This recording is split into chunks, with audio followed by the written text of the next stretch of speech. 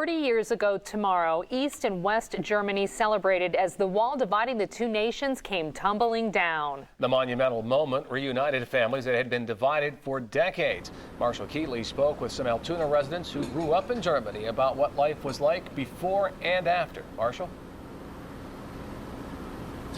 Timogen, Anya Wagner, and Maggie Garman knew nothing but a divided Germany growing up. They say they lived on different sides of the wall, but neither will forget the day it came down. I knew history and that Germany had been a united Germany, but to me, growing up with the divided Germanys was just kind of part of life. Erected in 1961, the Berlin Wall separated East and West Germany, preventing citizens from escaping the grasp of East Germany's communist government. The Berlin Wall was erected in order to prevent East Germans from fleeing East Germany and going to West Germany.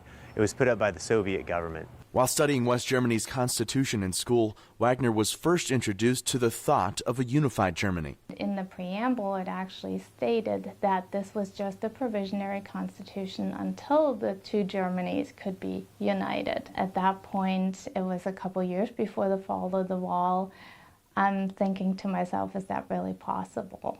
On November 9th, 1989, after months of rallies, sections of the wall were torn down and the citizens of East Germany set free. Through almost a misstatement on behalf of East German officials, allowing people to visit others across the wall, it was sort of like a light went on, and they said, no, actually, we don't need the wall anymore. Maggie Garman's family lived in East Germany. She was 13 when the wall was torn down. Her family was asleep by the time the announcement was made, and she didn't believe her friends. Next morning I went to school. All my friends are like, hey, did you hear? The wall is open, the wall is open. And I'm pretty sure I called them morons because the wall doesn't just open. I don't think I ever believed that. I said, I can't believe I'm actually living it in my lifetime. Garman says the next day her family drove into West Germany for the first time, greeted by smiling faces and a festival atmosphere. There were strangers in the streets just hugging each other. As I said, people we didn't know were inviting us for lunch.